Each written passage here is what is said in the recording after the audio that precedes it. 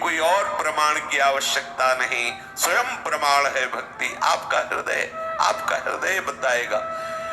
ये श्री वृंदावन नित्य विहार रस की भक्ति तो चरम सीमा की प्रेम लक्षणा भक्ति का गाढ़ स्वरूप है।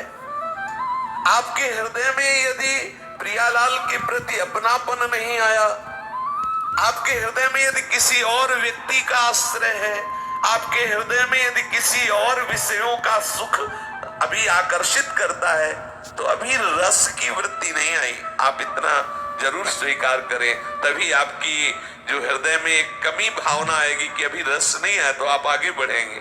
अगर संतोष कर लेंगे उपासना में, तो विषय रस में आप फिसल जाएंगे। विषय रस में न फिसल पाए, इसलिए असंतोष आवश्यक है। प्रभु के भजन में असंतोष चाहिए, विषयों के लिए संतोष चाहिए, लेकिन भजन के लिए नहीं।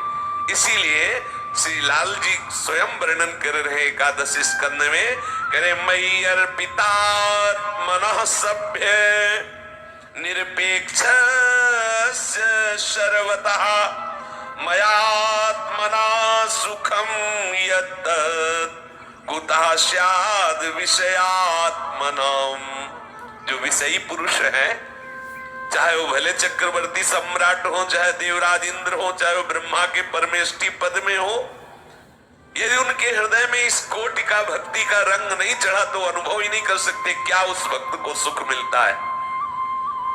ये भक्ति का सुख किसी बाहरी लक्षणों से प्रमाणित नहीं किया जा सकता, या कोई बाहरी पदाधिकारी उसकी कल्पना भी नहीं कर सकता कि भक्त को क्या सुख मिलता है। क्योंकि ये जो भक्ति हृदय में स्फुरित हुई, तो ऐसी स्थिति लाती है। इसी में है, न पारमेष्ठ्यम न महेन्द्रधिष्ण्यम न सार्वभौमम न रसाधिपत्यम न योग सिद्धि पुनर्भवम वा मयि अर्पितात्मेच्छति मद विनान्यत्। आहा, इस भक्ति का रंग कैसा चढ़ता है।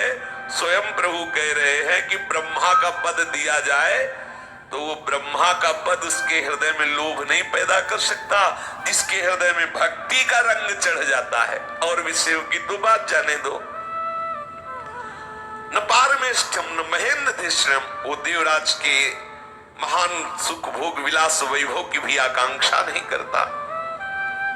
वो सार्वभौम सम्राट पद भी नहीं चाहता, वो रसातल का भी सुख नहीं चाहता, न योग सिद्धि, वो योग की सिद्धियां भी नहीं चाहता, न पुनर्भवम वा, वो मोक्ष भी नहीं चाहता। क्यों? क्योंकि उसने अपने मन को मेरे चरणों में लगा दिया है। अब आप विचार करो, कैसा सुख भक्ति का मिलता है, जिस सुख के बल पर वो ब्रह्मा का भी परमेष्ठी पद, देवराज इंद्र का पद और भी सम्राट आदि योग सिद्धियां और मोक्ष तक को भी वो ठुकरा देता है। और यहाँ हमारी स्थिति, छोटे से विषय को भी हम नहीं त्याग सकते, तो अभी कहाँ भक्ति का रस आया। इसलिए असंतुष्ट रहो इस बात से कि अभी हमारा भजन वो नहीं होता जो होना चाहिए, अभी वो रस रंग नहीं आया भक्ति का जो आना चाहिए। भक्ति का सही माने में जब रंग चढ़ेगा, तो देह के जितने भी द्वंद्व हैं, वो सब निष्प्रभावित होने लगेंगे। ये रंग है भक्ति का। जब आपके हृदय में विशुद्ध भक्ति का प्रादुर्भाव हो जाएगा, कोई भी द्वंद आपको परास्त नहीं कर सकता। ये भक्ति महारानी का महान कृपा प्रसाद है।